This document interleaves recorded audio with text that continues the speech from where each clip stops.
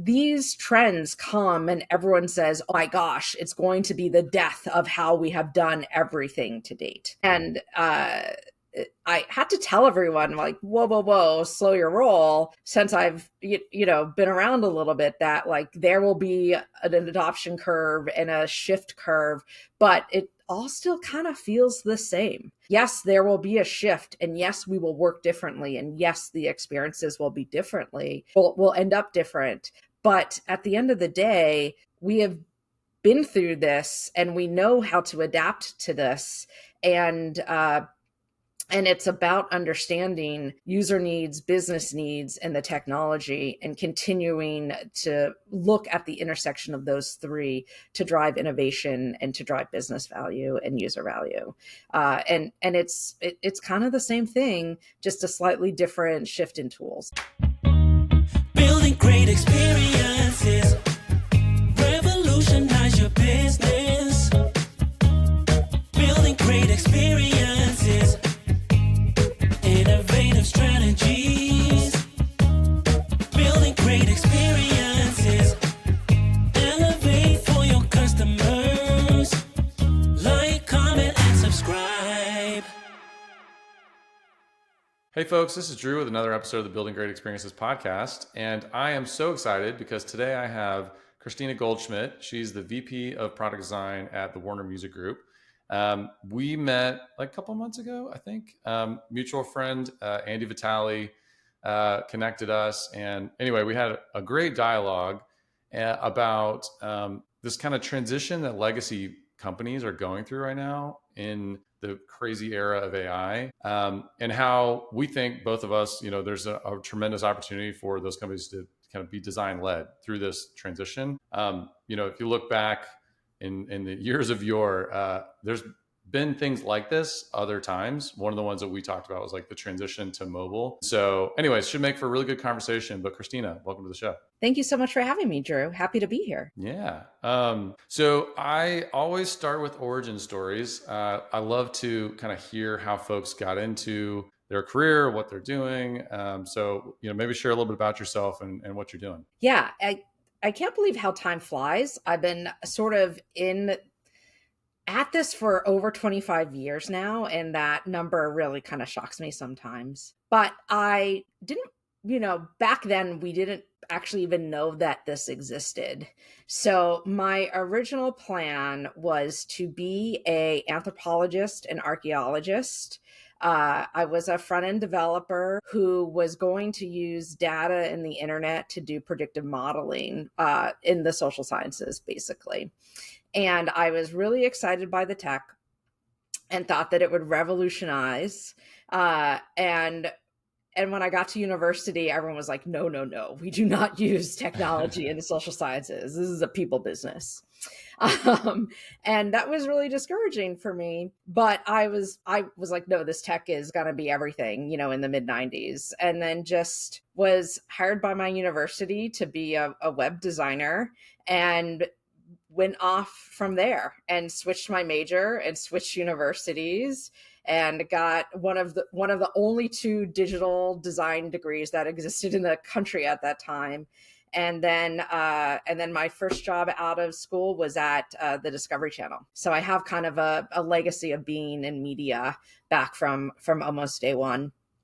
And then twists and turns, right? I have been through every single bump and bruise in the world of digital. So had a great time in the go-go days, and then boom, .com bust. So have done really interesting things, like became a creative director at a law firm. Wow. Which honestly has its relevance to my job at Warner today, because the music industry is driven by deals and contracts, and so and IP. And so having a deep understanding of that and how to talk to lawyers is really helpful for me now. But then after my time at a law firm, really thinking that no one thinks that these two things go together. And though I learned a ton about business and was mentored by an amazing CMO, Mary Kay Young, I moved to New York and went to business school. And also then people weren't really doing digital at business school. Everyone was trying to be like, oh, get do marketing, do finance, be a brand manager, do consulting, and I was still sticking to my digital guns. It was still a trailblazer then, and went to American Express for my summer internship. And thank goodness I did that, because I graduated in '08 at the downturn. But luckily people still needed credit. So I took my offer and became a product manager. No one wanted designers, especially not one with a business degree at that time. And then that started me doing design jobs afterwards that sort of weren't the traditional path. So I then moved to Morgan Stanley doing product design there, and then moved on to insurance, and then became a management consultant, trying to do innovative work at Accenture, and then became the head of design at Etsy. And now I am leading design globally for Warner Music Group. So it's been a lot of twists and turns. Yeah. I mean, pretty amazing journey too. Side note, like you've done a lot of interesting things. It's funny. I graduated with a double major, communications, political science.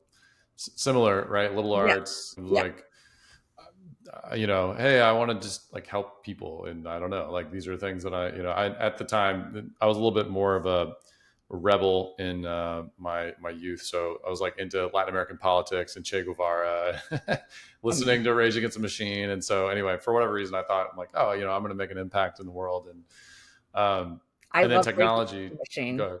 I love Rage Against the Machine. And actually, one of my go-to karaoke songs is Killing in the Name of, which most Oh people yeah. don't expect me to sing. Yeah. I can, the entire Battle of Los Angeles album, like I know every single lyric to every single song. It's like one of the best of all time, in my opinion. Yeah. Rage is very special place in my heart. But yeah, you were mentioning like the transition from kind of that anthropological background into technology. I actually think that that's like something that often is missing now, right? You've got people who are like hardcore technologists and maybe forget about the people stuff, right? Or you have Yeah. the anthropologists or people who are into kind of human psychology, sociology, and they don't necessarily understand the tech. And I think Mhm. that's actually a pretty cool intersection where design plays really, really well, right? Yes. Yeah. And that is why UX design, product design, I think appeals to me, is because I get to uh, sort of satisfy all of those itches, right? The people side, the tech side, the data side, it all comes together. Yeah. Yeah. So, kind of the theme of this conversation is all around being design led, legacy businesses being design led in the age of AI. And then also, we talked about other eras in the past that we could take inspiration from or lessons learned. You've clearly you've done a lot. You've worked in a lot of industries. You've been in financial services, now in media. You've been in legal. Yeah. So you've kind of, and you've obviously you've seen the dot-com bubble burst, the financial crisis. I'd love to hear your perspective on going into this next wave. What are some of the things that you think we should take from the past, and maybe what are some of the things that we should consider that are maybe different for the future? Yeah. So I remember when mobile came around and then tablet came around, and it was a huge disruption in the industry. And Mhm. I was actually in financial services at the time. Uh, I actually was at South by Southwest when the first tablet came out, the first iPad came out, and trying to figure out how I and my coworkers were going to get a hold of one, because we knew it was so vital for our business to get one and be able to design experiences for it, and being on a weird scavenger hunt around Austin for it. But that's an odd aside. But these trends come and everyone says, oh my gosh, it's going to be the death of how we have done everything to date. And I had to tell everyone, like, whoa, whoa, whoa, slow your roll. Since I've, been around a little bit, that like there will be an adoption curve and a shift curve, but it all still kind of feels the same. Yes, there will be a shift, and yes, we will work differently, and yes, the experiences will be differently. We'll end up different. But at the end of the day, we have been through this and we know how to adapt to this. And And it's about understanding user needs, business needs, and the technology, and continuing to look at the intersection of those three to drive innovation and to drive business value and user value. And it's kind of the same thing, just a slightly different shift in tools. Yeah, I agree. I think a lot of those tried and true methods, like what problem are you really trying to solve? Who are Yes. you actually trying to solve it for? Those things remain the same. It's the maybe the how is a little bit different or Mhm. will evolve, right? Yeah. I'd be curious. So, one of the things that I think about a lot with this kind of like curve that we're on with AI is how people can kind of skip steps. People who have listened to this podcast have heard me use a silly metaphor before, but um, it's almost as if we are. Most people think that the VHS, like we're in the VHS era of tech of AI, and really we actually skipped DVDs and went straight to streaming, right? Like the Absolutely. capabilities it has is like significantly better and continue to get better every day. And so particularly in legacy businesses where maybe they like haven't really done any kind of digital transformation or modernization, Mhm. um, I'd be really interested to hear your thoughts on like, do you think they can leapfrog with AI? Do you think they can kind of like skip some steps, or do you think they have to kind of go through some of the like classic transformation stuff that the last decade has seen? Yeah, so I definitely think people can skip some steps, and I think we are much more mature. And so one of the things I didn't mention is that I am a professor at NYU's Oh yeah. School of Business. So I teach MBAs, and so I would be remiss if I didn't give people a tiny bit of a lesson here so that they can feel confident in the answer I'm going to give you. um, so, and examples too. So, when I was at Etsy, we used AI every day. And I joined Etsy in 2020 and left them in 2023. And we used it primarily because the catalog at Etsy is vast and huge. Helping people find what they want was really a great AI problem. But we mostly called it machine learning. And so AI and machine learning, as most people know, has been around for a very, very, very long time. And it's just that now it feels like there's this new boom and craze with Gen AI. And the primary reason is that the market fell out of crypto and VCs needed to put their money someplace else. And so now we have the access to Gen AI and we have the financial backing for Gen AI. And so when you combine those two things, it's wildfire. And so it feels like all of a sudden it's new and that we haven't seen it before. But it's those factors that make it feel like it's new and it's going gangbusters. And so I hope that that gives people some confidence that a lot of people have a lot of experience with AI and that it is like something that we know about and we can deal with because it's been around for a while. Yes, there's new access to it with Gen AI capabilities, and there are new ways of using it and ways that it helps us differently. But the investment is there and the excitement is there because of the demise of the crypto industry. But to go back to your question, yes, we can skip. And I work at Warner Music Group, which though music is fun, it's actually very much a legacy industry because the heyday of music was 1999, which was the same year that Napster was invented. And before 2023, that was the year that music had the highest revenues. So 2023 was the first year that we actually surpassed the revenues of 1999. So we finally figured out how to make good money out of streaming now in 2023. And what's actually, most people would think that being at a legacy company like Warner, it would be very slow to adapt to things like AI.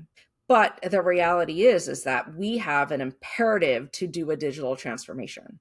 And we actually still call it a digital transformation. We have all kinds of disparate systems. We have processes that are not fully together. And so we are working, and you can hear about in our earnings call from our CEO, that we are working to transform our business to be streamlined and to take advantage of centralized processes and data and really come into the digital age. And because of that, we can take advantage of AI now in a way that we won't actually be like held back, because there's so much debt that it's actually possible. And so that makes it really fun for me, my team, my coworkers, my cross-functional peers, because we can look at anything. Anything is possible. We're able to experiment and try.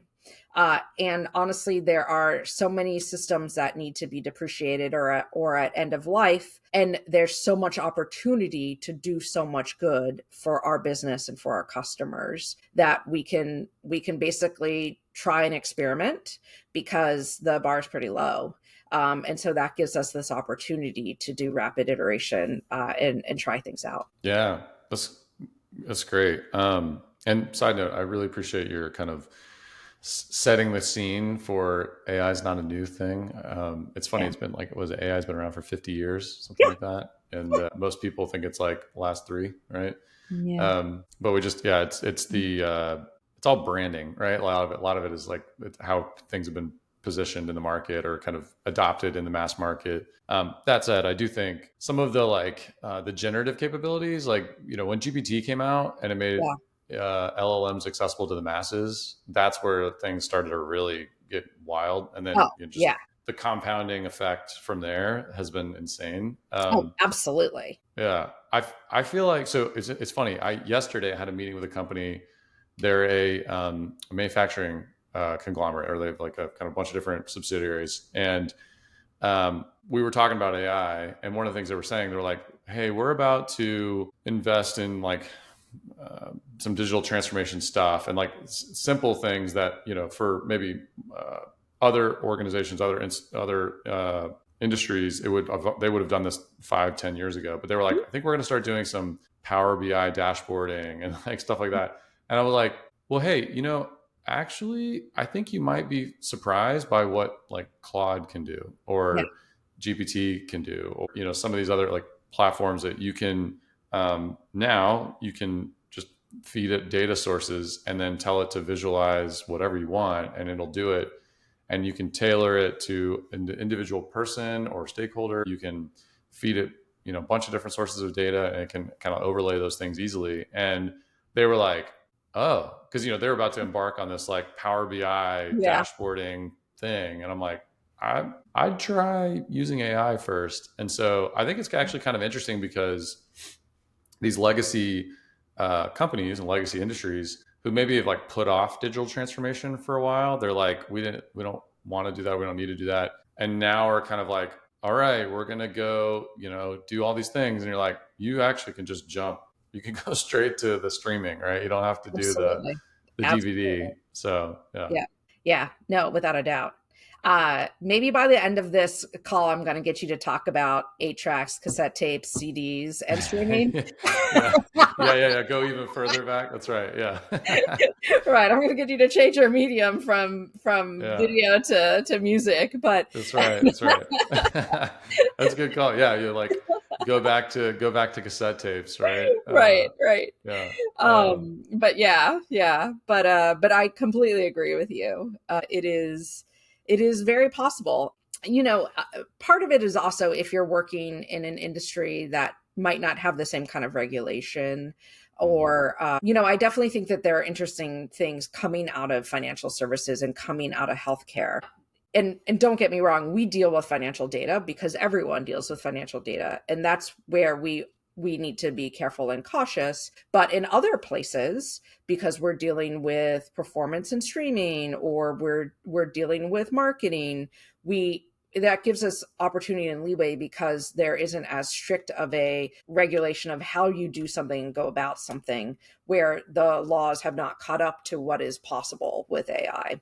And so I think that's also one of the great things about being in a legacy industry that isn't heavily regulated, is that it gives us opportunities too. Yeah. So did you see this episode will come out in a couple of weeks, but GPT agent came out yesterday. Did you see that? Yeah, I did. Yeah. Pretty wild. I bring it up because So there's already been these like general purpose agents that are, been made available. I think with ChatGPT being, bringing something to the market, now you're going to start to see wider adoption. But for those listening who don't know what it is, basically, you can give GPT access to a computer and into data, and it can go and actually do actions on your behalf. So not just, hey, go do deep research, go summarize this stuff, and then you're having to copy paste things and actually still execute on it. It can actually do it for you. It's the next iteration of what they used to call operator, and then their deep research mode. They've kind of blended those things into agent. And I think why I bring it up, one, I think it's going to help businesses accelerate even faster, right? Because you're now able to have your people offset or offload kind of menial things to a GPT agent, and it can just do it for you, right? But also, I think from a design standpoint, it's a completely different like abstraction layer to the experience, right? Because it's like now people can just talk to an agent and it'll go take actions on your behalf, and you may not even see the interface as the human user, right? Right. You're kind of just being delivered a notification saying, hey, I did it, it's done. Right? Yeah. Versus like you're having to manually like in the case of Etsy, right? There's a very real probability in the next year or so that people are not actually going to go to the Etsy app, and Right. instead they're going to like ask GPT, like, go find me a handmade gift of this thing for my spouse or my friend or whatever. And like it goes and does it for you, and then it buys it for you, and you never even looked at it. Right. Which is a different problem, right? It's an interesting design challenge. I'm curious, like how much you have dug into that or thought about that, or how your team is kind of approaching those types of design challenges. Yeah, so we definitely haven't started to do that kind of work because we're very much still trying to go through our data, automate it, and give insights so that we can help improve our business, because we're in that transformation stage. So not at that point to leverage those things. But I think that we will hopefully be there soon, and we'll play with them for ourselves. And with my team, we take time every couple of weeks to do tests and challenges. And I think that's the most important thing, is that you give your team the space to play and explore. Because one of the things that I've observed, I go to a decent amount of conferences, and then people ask me, how am I supposed to think about AI? What am I supposed to help my team do with AI? And what I've observed is that people aren't actually using the tools. And so there's this fear because they don't know what they can actually do. And if you don't know what they can do, you can't use them for yourselves, let alone design experiences for them. And so though we may not be designing right now for that in our own experiences, using them for our own good, and then in the future knowing that we can incorporate them and that it will be possible for us, is really important to me. And so, and continuously sharing, right? Design is so powerful because we have a crit culture that needs to extend to learning about things like AI. Right now, we're doing it on how to get better at prompting and sharing both our failures as well as our successes. But it's also, what are the new things that we're playing with? What are the new tools that we're playing with? How are we using it? All of that is so critical. And it also is the best thing you can do to help your team fortify themselves for anything that they need to design in the future and for their careers. Yeah.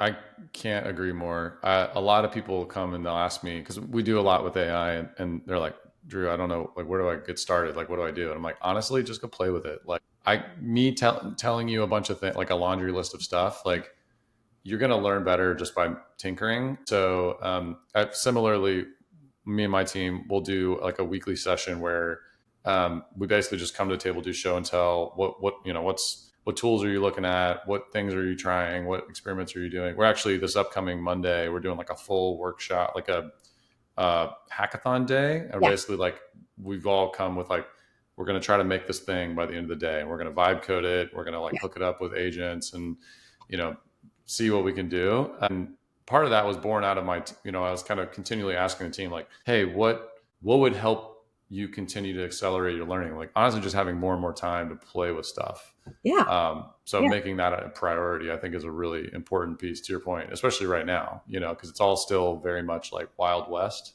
Yes. so. Yeah. No, we had a recent design team summit and we said everything needed to be done in AI. And then previously we had a hackathon and encouraged the team to do things like make Gemini gems where they could recreate me, right? Or recreate a director in our team so that they could run work through pre-crits with, us so that they would get feedback whenever they wanted it. Things that other people might think would be really scary, actually asking them to and encouraging them to do things that would empower them. So not worrying about that kind of thing, but embracing it for the fun that it is. Yeah. So I really love that you're doing that with your team. That's great. But one of the other things that I come and arm other people with is that, like any adoption curve, there's starting to be some pullbacks. And that, as I talked about, part of yes, the technology is amazing. And yes, the access to it is amazing.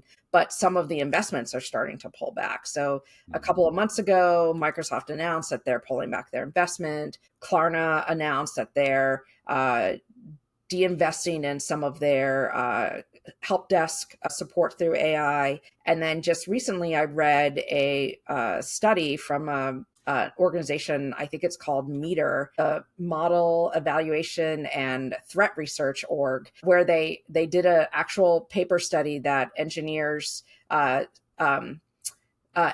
have experience are actually 19% less productive when they use AI, whereas they were estimating that they were 20% more productive using AI. And that actually made sense to me because when you're trying to get a very specific outcome that you want and you know how to code or how to design yourself, when you have to constantly reprompt or you have to roll something back because something got lost or missed when you're vibe coding, there's a lot of waste in that aspect of it. So if you're not an expert, it's amazing what it can do and can unlock. But if you are an expert and you're trying to achieve a very specific outcome, it's not good for that. So helping people understand what it's really good for, and when it does actually hinder, and who's making investments, who's not, so that they can help have that sort of balanced conversation, I think is also good right now. Yeah. So fascinating. So that study, the Meter study, there's this podcast I actually listened to called the AI Daily Brief. It's really, really good. But anyway, the host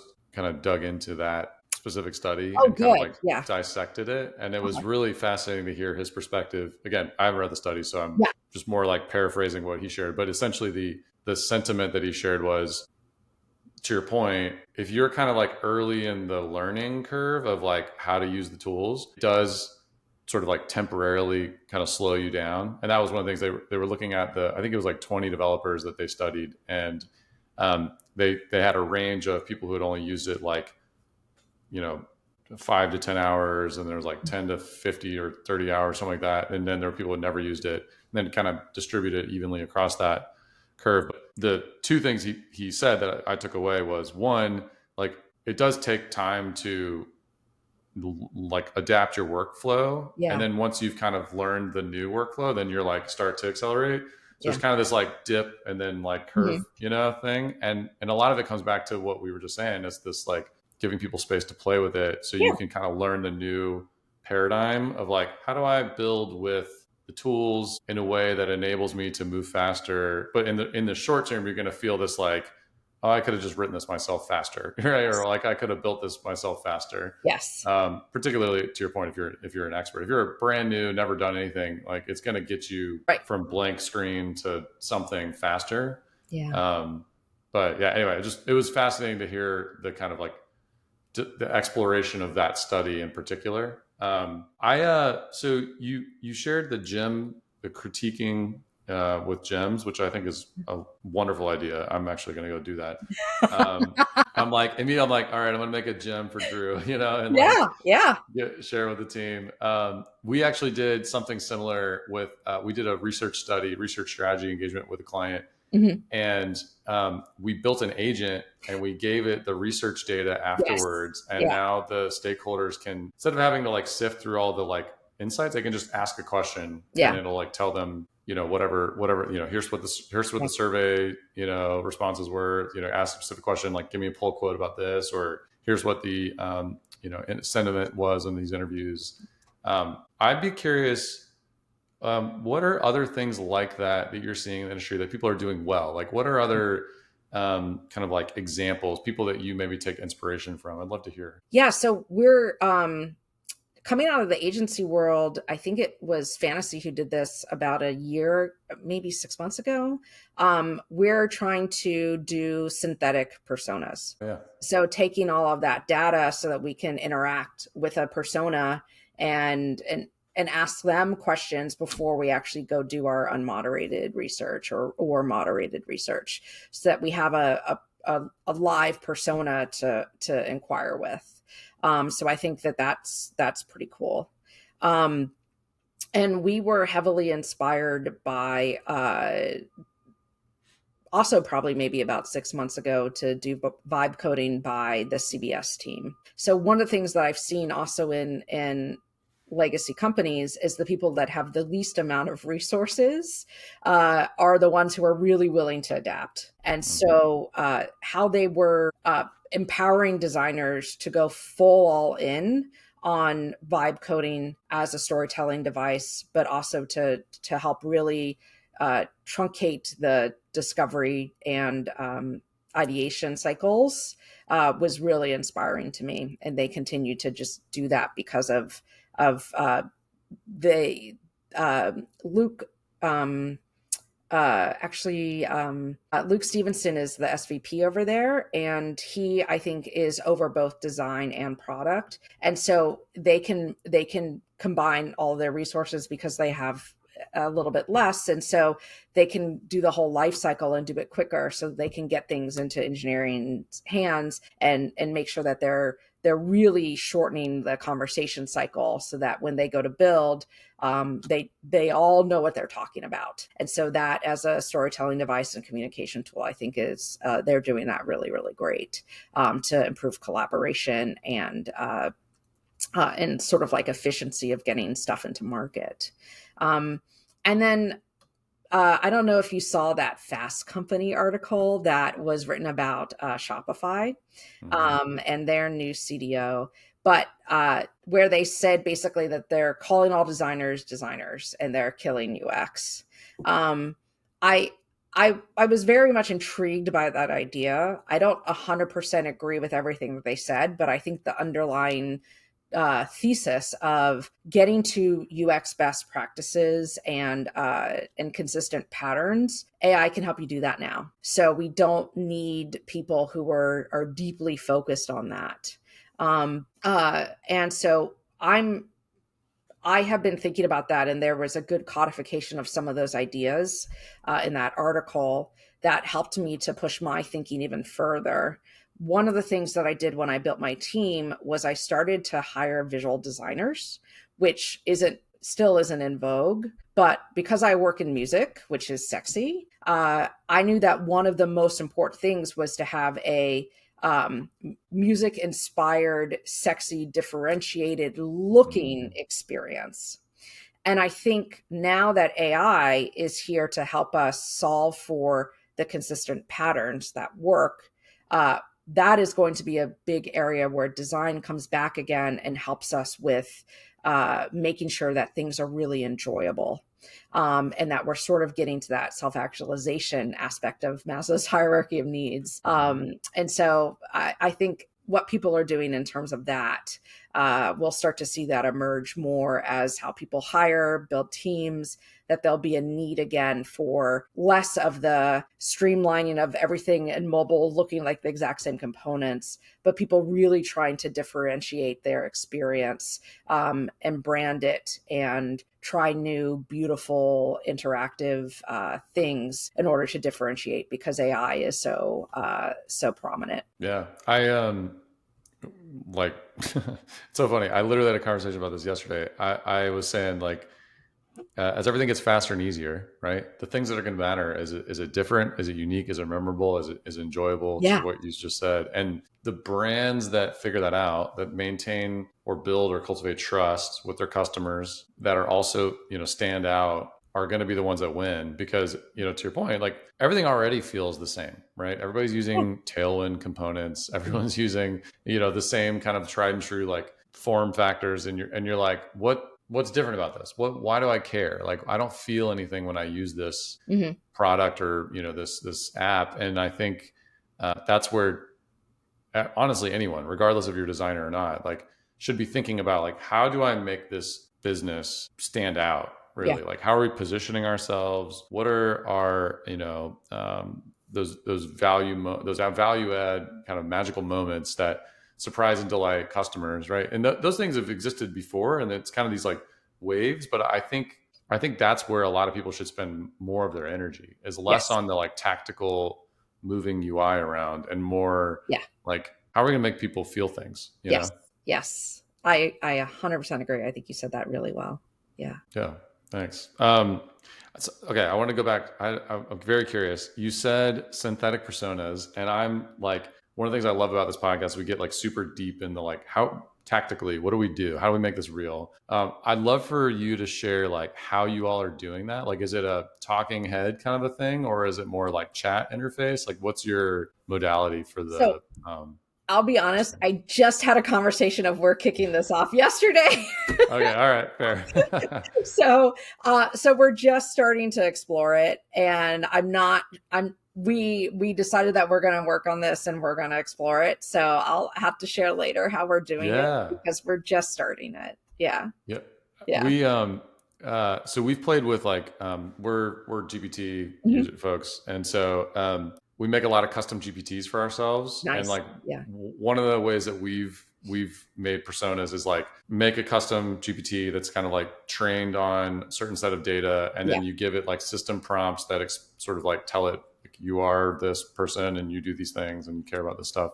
Yeah. And it's really good, like surprisingly good, and it's all chat, or I mean, you can talk to it too because it Yeah. has the like live mode or whatever. But I think that is such low hanging fruit where anybody can go and say, all right, take some information about your customer or your employees or whoever the users or person that is that you're kind of like trying to help or serve, and feed it into Gemini or GPT or Claude or one of these tools, and you will be blown away by like how good it is, honestly. Absolutely. Yeah. So yeah. We definitely talked about, do we want to text only? Do we want more than text? But the ability to query and synthesis just the text alone right now is so good and so amazing. So even if we just end up with that, because that's all the time we have in our day, because we're building product, I agree with you. I would be really happy with that. Yeah, because and I think you're right. It is low hanging fruit. So I think we should encourage everyone to just go make that for themselves. Yeah. Yeah. Yeah. Well, what are some other, we've covered a lot of ground. This has been a great conversation.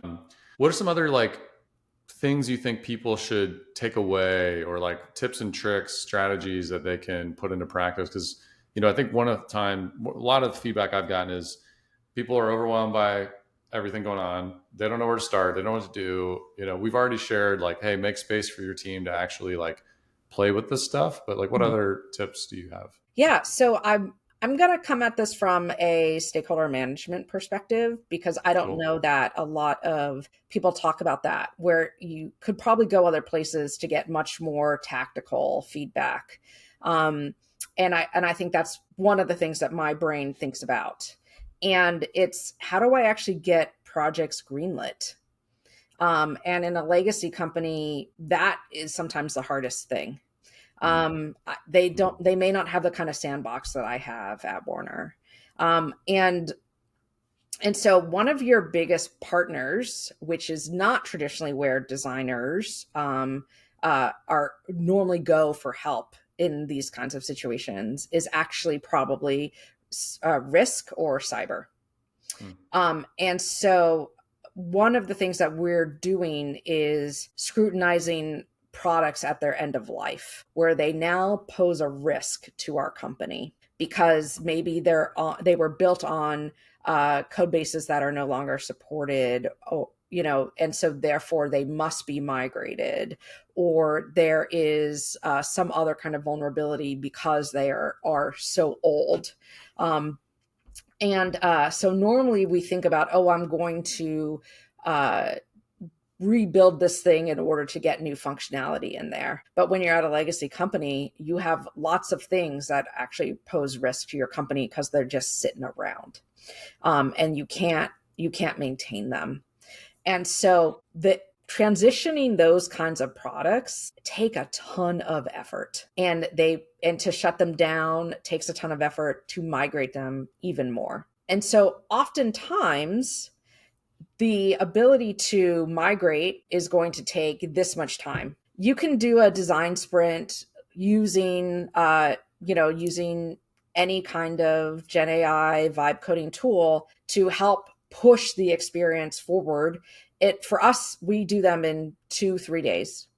And then the incremental amount to not just transfer that, but to make a better experience is truly incremental. And so if you figure out where there's a legacy product that's posing a risk, try to actually improve that and be a wonderful starting point for you, because then you can prove the ability to use AI in these ways and how your team can provide value to places where you might not have never, ever played before, where you can add things like extra functionality, where you might actually be able to generate revenue now because you're adding that extra functionality, or you can dramatically decrease time on task for the people that were using those systems in the past.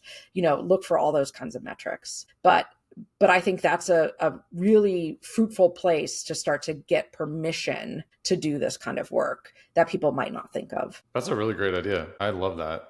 Particularly when we think about legacy industries, because they are in that okay, we've got all this other stuff. What do we do with it?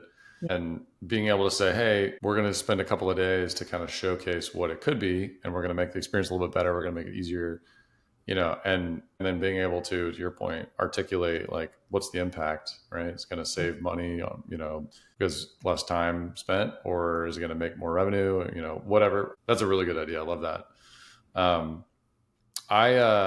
One of the things that I often will share for just tactics is, I mentioned the podcast, the AI Daily Brief podcast.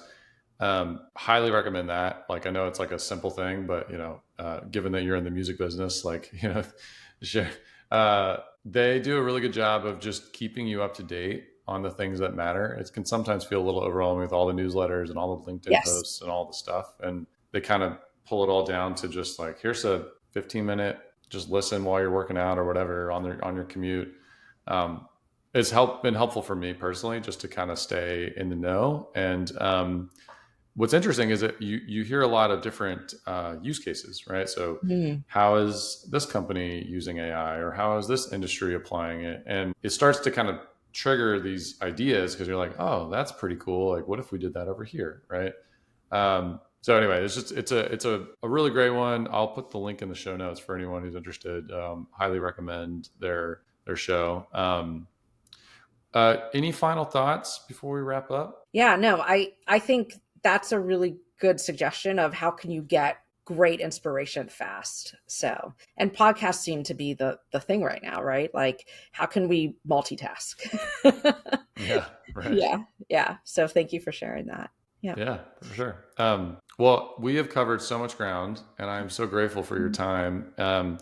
Where can folks find you online? Yeah, so they can find me on LinkedIn. So I'm just under my name, Christina Goldschmidt, all one word, or else on my kind of outdated right now website, but soon to be updated, which is cgoldschmidt.com. Cool. Awesome. And folks, you can find me online, drewburdick.com and Drew Burdick on LinkedIn. Post stuff pretty regularly and have a newsletter along with the podcast. Christina, thanks again for being on the show. I really appreciate it. Great combo. Yeah, great combo. Thanks for having me. Really enjoyed it. Yeah. Talk soon. Appreciate it. Yep.